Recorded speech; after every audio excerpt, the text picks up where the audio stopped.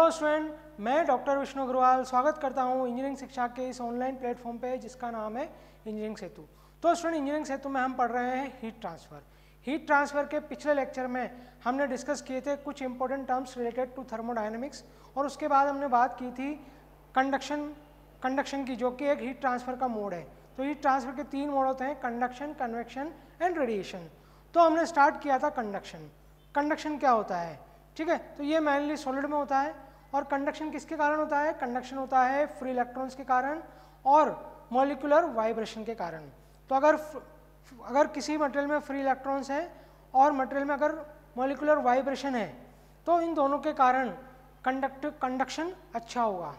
तो किसी मटेरियल में अगर ये दोनों हैं तो वो अच्छा कंडक्टर होगा हीट का। जैसे कि बात करें हम मेटल में फ्री इलेक्ट्रॉन्स भी होते हैं और उनके जो मॉलिक्यूल हैं वो टाइटली इंटरमोलिकुलर फोर्सेस से बंधे होते हैं। तो जैसे हम हीट देंगे तो वो जो मॉलिक्यूल हैं जो कि बंधे हुए हैं, कहीं जा नहीं सकते, वो वाइब्रेट करने लग जाएंगे। तो इस वाइब्रेशन के कारण मॉलिक्यूल्स में क्या होगा? मॉलिक्यूल वाइब्रेट करेंगे और ये वाइब्रेशन एक मॉलिक्यूल से दूसरे मॉलिक्यूल में ट्रांसफ़र होते जाएंगे, और इस तरह से हीट क्या होगी? एक जगह से, एक पॉइंट से दूसरे पॉइंट पर ट्रांसफ़र होती जाएगी। इसी तरह से अगर हम इलेक्ट्रॉन जब हीट लेते हैं तो इलेक्ट्रॉन एक्साइट हो जाते हैं तो इंटरमोलिकुलर स्पेसेस में काफ़ी जगह होती है जिसमें इलेक्ट्रॉन मूव कर सकता है, तो वो इलेक्ट्रॉन उसमें मूव करने लग जाता है और हीट को एक पॉइंट से दूसरे पॉइंट पर ले जाता है। तो मेटल में दोनों होते हैं, इंटरमोलिकुलर फोर्सेस भी होते हैं, ठीक है, और यानी वाइब्रेशन भी होते हैं और साथ में फ्री इलेक्ट्रॉन का मूवमेंट भी होता है। इसलिए मेटल सबसे अच्छा कंडक्टर होता है। हम बात करें नॉन मेटल्स की, तो नॉन मेटल में क्या होगा स्टूडेंट? नॉन मेटल में फ्री इलेक्ट्रॉन्स नहीं होते, उनमें सिर्फ क्या होता है? उनमें सिर्फ मॉलिक्यूलर वाइब्रेशन होते हैं। तो इसलिए non metal is not a good conductor as compare to metal. तो इन सब के बारे में हम डिस्कशन करेंगे इस वाले लेक्चर में। तो इस लेक्चर में हम बात करेंगे कि सॉलिड, लिक्विड और गैस के कंडक्शन में क्या डिफरेंस है, किस में कंडक्टिविटी ज़्यादा होती है, किस में कंडक्टिविटी कम होती है। उसके बाद बात करेंगे कि कौन से डिपेंडेंट पैरामीटर हैं, यानी थर्मल कंडक्टिविटी को इफेक्ट करने वाले पैरामीटर कौन कौन से हैं और उनका क्या इफेक्ट आता है, जैसे प्रेशर है, टेम्परेचर है, इनका क्या इफेक्ट उस पर होता है। और बहुत से सैलिएंट फीचर हम पढ़ेंगे थर्मल कंडक्टिविटी के। तो स्टूडेंट, इससे पहले मैं आपको रिक्वेस्ट करना चाहता हूँ कि जिन स्टूडेंट ने मेरा चैनल सब्सक्राइब नहीं किया है वो सब्सक्राइब कर लें, और वीडियो के लास्ट में लाइक करना ना भूलें। जितना आप लाइक करेंगे मैं नए नए वीडियो आपके लिए लाता रहूँगा, मैं मोटिवेट रहूँगा। अब बात करते हैं थर्मल कंडक्टिविटी की। तो जैसा कि हमने कहा कि थर्मल कंडक्टिविटी क्या है? It's a property of the material, और एक इस पर डिपेंड करती है मटेरियल की नेचर पे। जैसे आप ब्रास ले रहे हैं, स्टील ले रहे हैं, कॉपर ले रहे हैं, तो सब मटेरियल की थर्मल कंडक्टिविटी क्या है? अलग अलग है। तो अगर आप 1 kg ब्रास लेंगे, 1 kg अगर हम सेम लेंथ का, सेम डायमेंशन का आप ब्रास लें, या फिर ब्रास का एक चैम्बर लें, सेम डायमेंशन का हम स्टील का चैम्बर लें और सेम डायमेंशन का हम एल्यूमिनियम का चैम्बर लें, अगर हम उस चैम्बर के अंदर हम एक हीट सोर्स रख दें और बाहर आने वाली हीट को अगर हम स्टडी करें तो आप देखेंगे कि सबसे ज़्यादा हीट ट्रांसफ़र किससे होगी? जिसकी थर्मल कंडक्टिविटी सबसे ज़्यादा होगी। इसका मतलब है तीनों मटेरियल की जो हीट ट्रांसफ़र रेट है वो इक्वल नहीं होगी, वो अलग अलग होगी। क्यों? क्योंकि हमने सारे पैरामीटर सेम कर रखे हैं लेकिन उनकी नेचर सेम नहीं है। नेचर सेम नहीं है इसका मतलब उनकी थर्मल कंडक्टिविटी सेम नहीं है। तो थर्मल कंडक्टिविटी के कारण रेट ऑफ हीट ट्रांसफ़र क्या हो रहा है? चेंज हो रहा है। तो आप यहाँ देखें कि Q क्या है? Q is proportional to K है।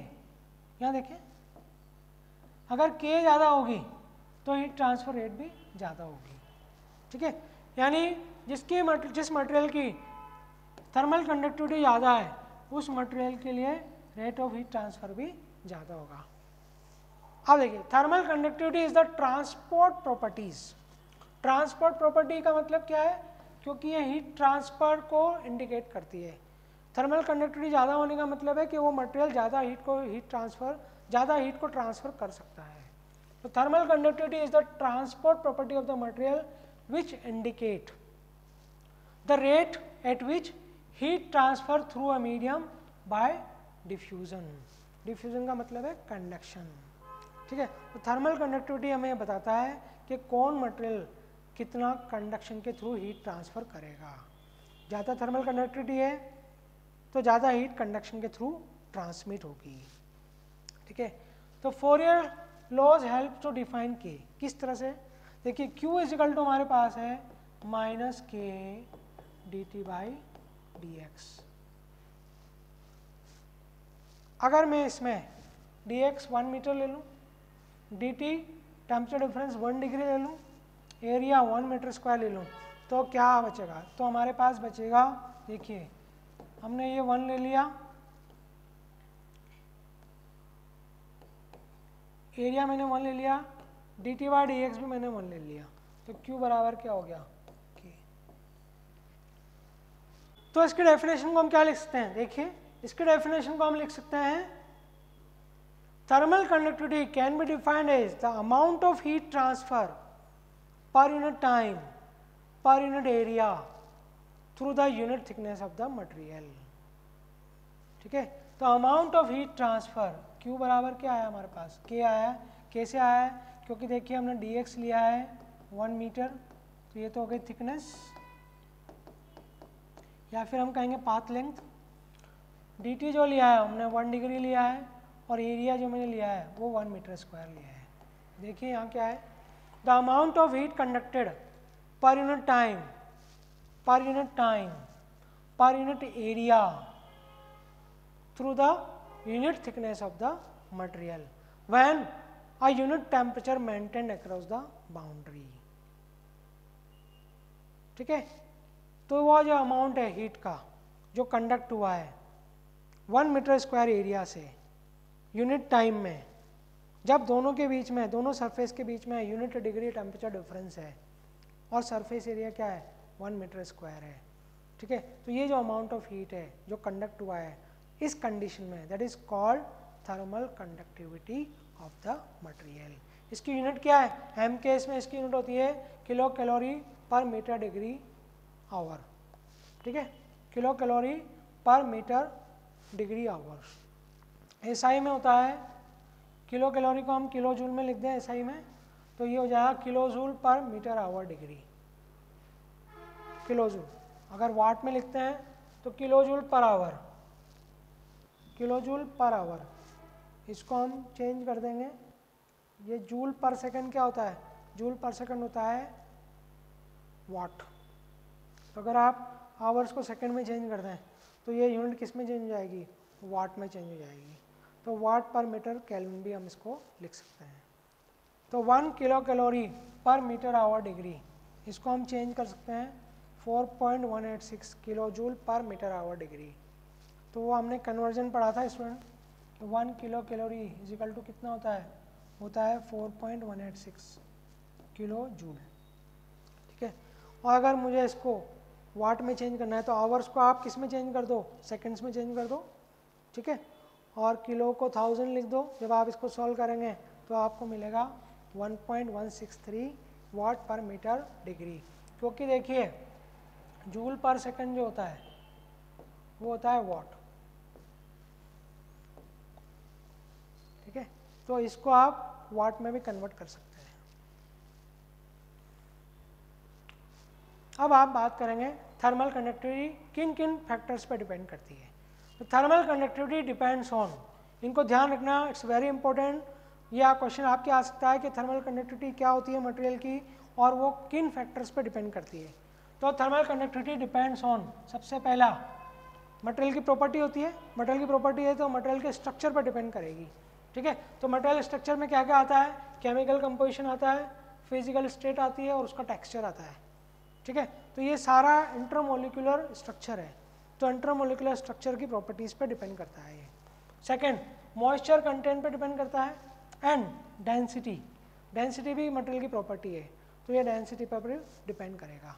इसके बाद ये डिपेंड करता है प्रॉपर्टीज पे, यानी प्रेशर और टेम्परेचर पे।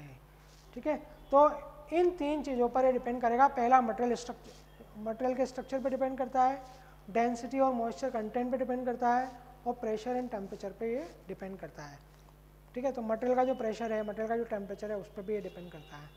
तो heat flow increases as thermal conductivity increases. तो ये तो मैंने आपको बताया था कि अगर K ज़्यादा होगा इसका मतलब है हीट फ्लो थ्रू कंडक्शन वो भी ज़्यादा होगा। ठीक है, अब रेंज की बात करते हैं। थर्मल कंडक्टिविटी की जो रेंज है यानी किस मटेरियल की लोवेस्ट जो थर्मल कंडक्टिविटी होती है और किस मटेरियल की हाईएस्ट थर्मल कंडक्टिविटी होती है। देखिए लोवेस्ट जो थर्मल कंडक्टिविटी होती है वो गैसेस में होती है, और गैसेस में सबसे कम किसकी होती है, फ्रियोन 12 की। तो अगर फ्रियोन 12 की आप देखें तो 0.0083 ये उसकी थर्मल कंडक्टिविटी होती है।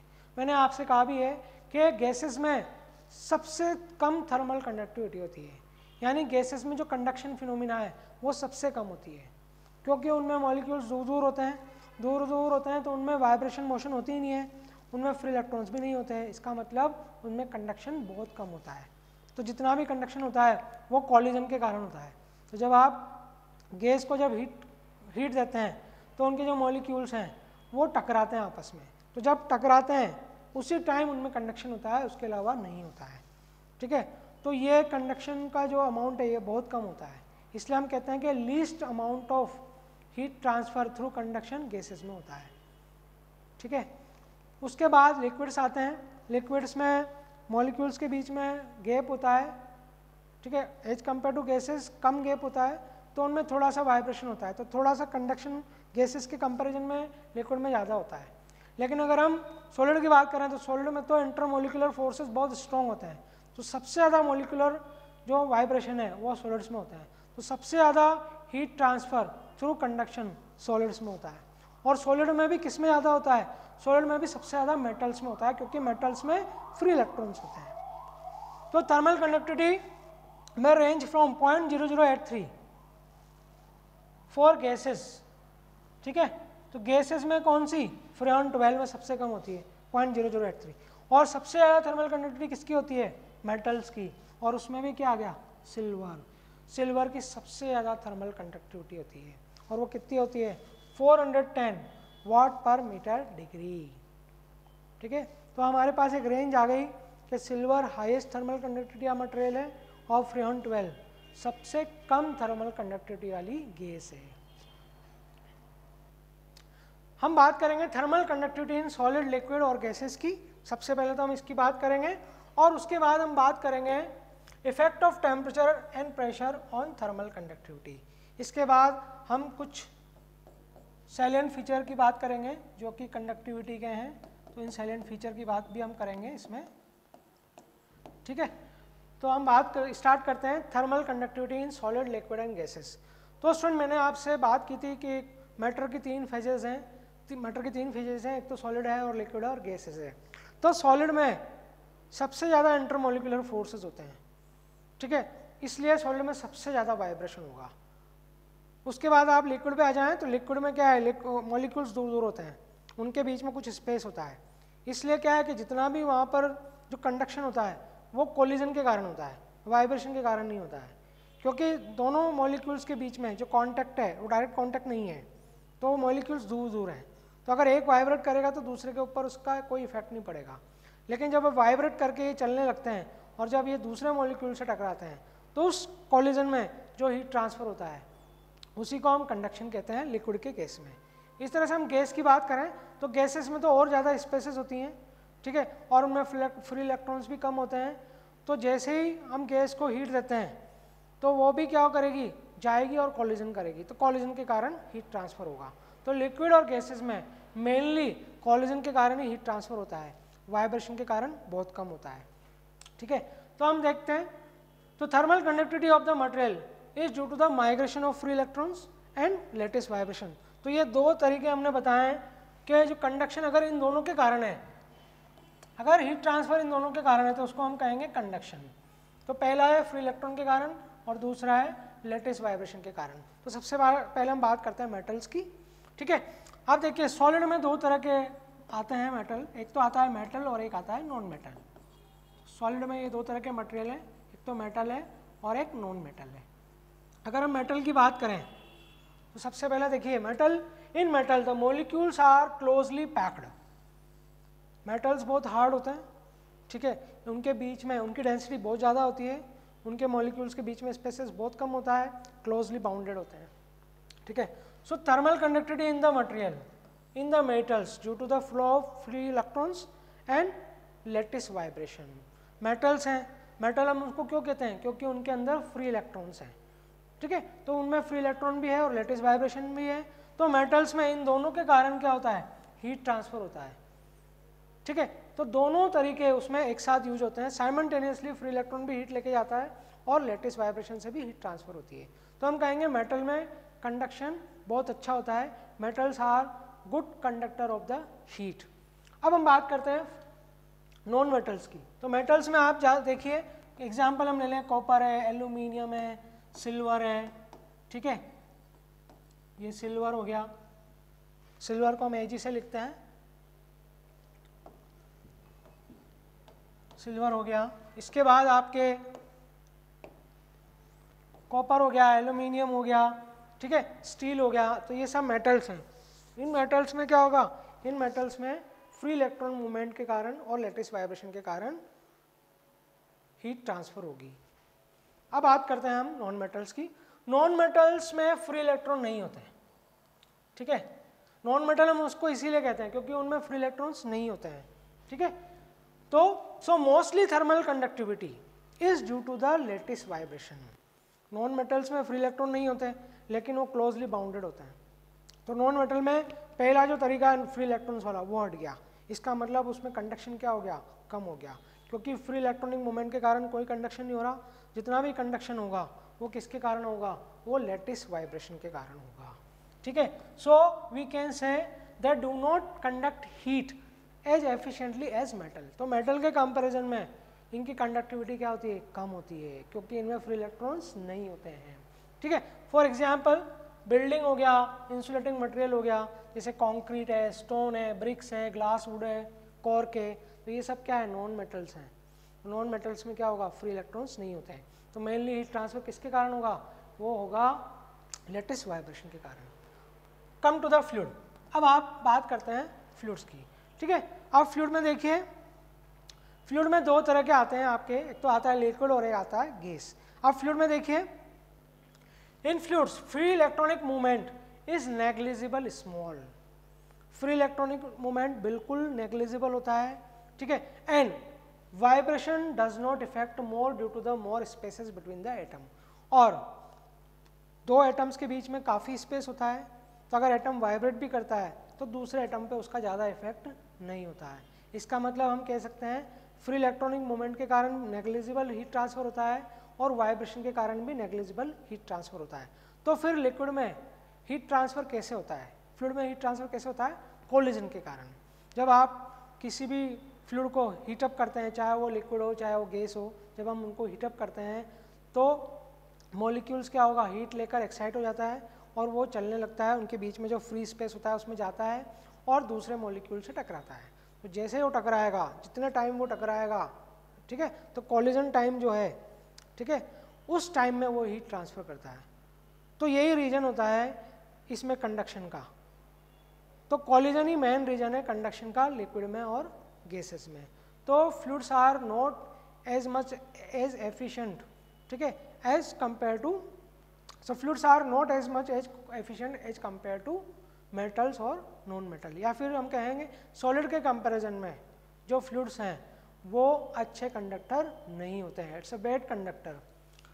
तो वी कैन से, तो in fluids free electronic movement is negligible and also vibration does not effect more due to the more space between the atoms.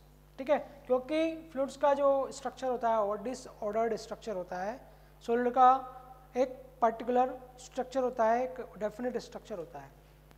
So thermal conductivity is due to the frequency of interaction. जैसा मैंने आपको बताया कि mainly जो thermal conductivity होती है वो fluids में वो कॉलिजन के कारण होती है, यानी इंट्रैक्शन, दो मॉलिक्यूल जब इंटरेक्ट करते हैं, आपस में कोलाइड करते हैं, तभी उनमें हीट ट्रांसफर होता है, उसके अलावा हीट ट्रांसफर उसमें नहीं होता है।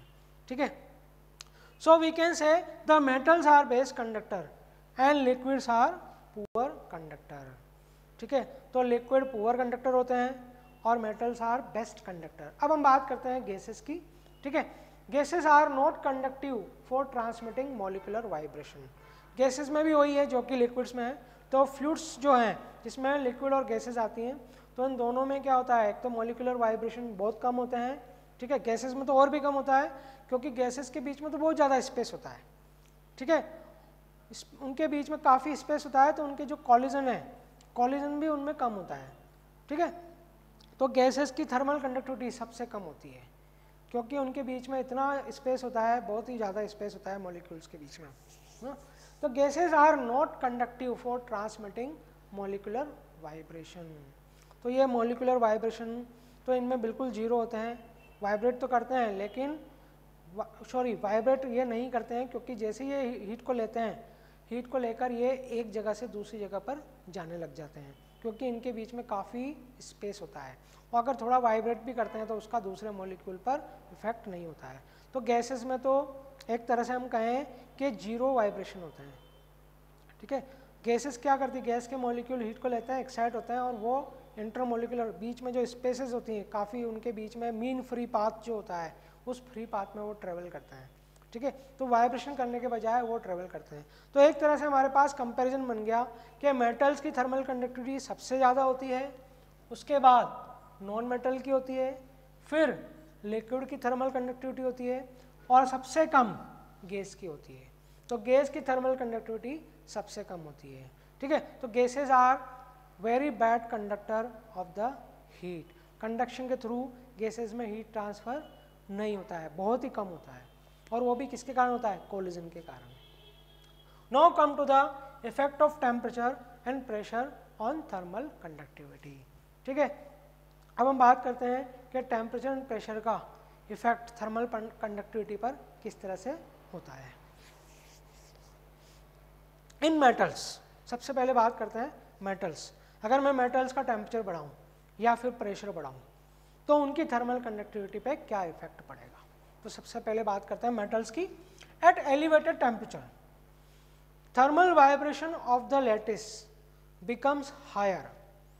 जैसे हम उसको टेम्परेचर बढ़ाते हैं मेटल्स का, ठीक है, तो मेटल्स में क्या होगा, मेटल्स के जो मॉलिक्यूल है उनका वाइब्रेशन बढ़ जाएगा, ठीक है। जैसे ही वाइब्रेशन बढ़ेगा तो उसके अंदर जो फ्री इलेक्ट्रॉनिक मूवमेंट होता है, उस फ्री इलेक्ट्रॉनिक मूवमेंट में क्या होगा, उस फ्री इलेक्ट्रॉनिक मूवमेंट में बैरियर आ जाएगा क्योंकि मॉलिक्यूल्स क्या कर रहे हैं, वाइब्रेट कर रहे हैं, वाइब्रेट कर रहे हैं तो वो जो फ्री इलेक्ट्रॉनिक मूवमेंट है उसको क्या कर रहे हैं, उसको वो बाधा पहुंचा रहे हैं, ठीक है। तो फ्री इलेक्ट्रॉनिक मूवमेंट में अब थोड़ी सी क्या होने लग जाएगी, प्रॉब्लम आने लग जाएगी, फ्री इलेक्ट्रॉनिक मूवमेंट रिटार्ड होने लग जाएगा, कम होने लग जाएगा वाइब्रेशन के कारण। तो thermal vibration of lattice becomes higher which retard the motion of free electrons. अब अगर मोशन ऑफ फ्री इलेक्ट्रॉन्स अगर रुक जाएगा तो वो एक तरीका जो कंडक्शन का था, हीट ट्रांसफर का, वो कम हो जाएगा। तो वाइब्रेशन तो बढ़ गए लेकिन फ्री इलेक्ट्रॉनिक मूवमेंट मेटल्स में क्या हो गया, कम हो गया, किसके कारण, टेम्परेचर के कारण। तो हम ये कह सकते हैं कि टेम्परेचर अगर हम मेटल का बढ़ाएंगे तो उसकी थर्मल कंडक्टिविटी क्या होगी, कम हो जाएगी। क्यों हो जाएगी, क्योंकि जो फ्री इलेक्ट्रॉनिक मूवमेंट है वो कम हो गया, किसके कारण, मॉलिक्यूलर वाइब्रेशन के कारण। मॉलिक्यूलर वाइब्रेशन उसके रास्ते में प्रॉब्लम क्रिएट कर रहे हैं, तो मॉलिक्यूल, तो फ्री इलेक्ट्रॉन्स क्या है, चल नहीं पा रहे हैं, तो एक फ्री इलेक्ट्रॉनिक मूवमेंट कम हो गया, कम हो गया, कम हो गया, तो इसकी थर्मल कंडक्टिविटी कम हो जाएगी, ठीक है। तो यूरेनियम और एल्यूमिनियम को हम एक्सेप्शन में लेते हैं, बाकी जो मेटल्स हैं उनकी थर्मल कंडक्टिविटी टेम्परेचर बढ़ाने के साथ कम होती है। तो हम कह सकते हैं मेटल्स में अगर हम टेम्परेचर बढ़ाएंगे तो उसकी थर्मल कंडक्टिविटी क्या हो जाएगी, कम हो जाएगी, ठीक है। प्रेशर की बात करें तो मेटल्स जो होते हैं वो ऑलरेडी इतने टाइटली बाउंडेड होते हैं, तो जब हम उस पर प्रेशर डालते हैं वो इनकम्प्रेसिव होते हैं, यानी ज़्यादा उनको कंप्रेस नहीं कर सकते हैं। तो जब हम प्रेशर लगाते हैं मेटल्स पे तो प्रेशर का ज़्यादा कुछ इफेक्ट उस पर नहीं आता है। तो हम कह सकते हैं K is weekly dependent on pressure for solids. तो चाहे मेटल्स हो, नॉन मेटल्स हो, मेटल और नॉन मेटल क्या होते हैं, क्लोजली बाउंडेड, उनके मॉलिक्यूलर जो स्ट्रक्चर होता है उनका वो क्लोजली बाउंडेड होता है, तो प्रेशर का ज़्यादा इफेक्ट उस पर नहीं आता है, नेग्लिजिबल इफेक्ट आता है। तो हम कह सकते हैं प्रेशर का थर्मल कंडक्टिविटी पे ज़्यादा इफेक्ट नहीं पड़ता। नेक्स्ट आता है लिक्विड्स। अब लिक्विड्स में हम देखते हैं कि लिक्विड्स में अगर हम प्रेशर बढ़ाएं और टेम्परेचर बढ़ाएं तो थर्मल कंडक्टिविटी पे क्या इफेक्ट आता है। तो देखिए in liquid, thermal conductivity in the liquid, thermal conductivity जो लिक्विड की होती है वो इस रिलेशन को फॉलो करती है। देखिए K is proportional to rho to the power 1/4, इसका मतलब डेंसिटी पर डिपेंड कर रही है थर्मल कंडक्टिविटी, किसकी, लिक्विड की। तो अगर हम डेंसिटी बढ़ाएंगे तो थर्मल कंडक्टिविटी भी बढ़ जाएगी। तो thermal conductivity for liquid depends on the density of the material. अगर डेंसिटी ऑफ लिक्विड डिक्रीज हो रही है तो थर्मल कंडक्टिविटी डिक्रीज होगी। तो हम कह सकते हैं मेटल्स में क्या होता है, क्या सॉरी लिक्विड्स में क्या होता है कि अगर हम डेंसिटी बढ़ाएंगे तो थर्मल कंडक्टिविटी बढ़ेगी। अब देखिए जब हम टेम्परेचर बढ़ाते हैं, अगर आप लिक्विड का टेम्परेचर बढ़ाएंगे तो क्या होता है, लिक्विड का टेम्परेचर बढ़ाते हैं तो लिक्विड का टेम्परेचर बढ़ाते हैं तो उसकी डेंसिटी कम होती है। तो अगर हम टेम्परेचर बढ़ाते हैं तो डेंसिटी कम होगी, और डेंसिटी कम होगी तो देखिए thermal conductivity is directly proportional to rho to the power 1/4। तो डेंसिटी कम होगी तो के की वैल्यू भी क्या हो जाएगी, कम हो जाएगी। तो हम ये कह सकते हैं कि लिक्विड्स में अगर हम टेम्परेचर बढ़ाते हैं तो उसकी थर्मल कंडक्टिविटी क्या होगी, डिक्रीज होगी। ठीक है, तो मेटल्स में तो थर्मल कंडक्टिविटी इंक्रीज होती है, सॉरी मेटल्स में भी टेम्परेचर बढ़ाने पे थर्मल कंडक्टिविटी डिक्रीज होती है। लिक्विड की बात करें तो लिक्विड में भी टेम्परेचर बढ़ाने पर थर्मल कंडक्टिविटी डिक्रीज होती है। ठीक है, वाटर इज एक्सेप्शन, यहाँ पर भी वाटर एक्सेप्शन है। जैसे मेटल्स में यूरेनियम और एल्यूमिनियम एक्सेप्शन था, वैसे ही लिक्विड्स में भी वाटर क्या है, एक्सेप्शन है। Thermal conductivity in liquids weekly dependent on the pressure. Pressure का भी लिक्विड्स पे ज़्यादा इफेक्ट नहीं आता, क्योंकि लिक्विड्स भी क्या होते हैं, इनकम्प्रेसिबल होते हैं, ज़्यादा उनका वॉल्यूम चेंज नहीं होता है, ज़्यादा वो कंप्रेस नहीं हो पाते हैं। ठीक है, तो लिक्विड्स में भी थर्मल कंडक्टिविटी वीकली डिपेंडेंट होती है प्रेशर पे। प्रेशर का इस पे ज़्यादा इफेक्ट नहीं आता है, नेग्लिजिबल इफेक्ट आता है। अब हम बात करते हैं गैसेस में।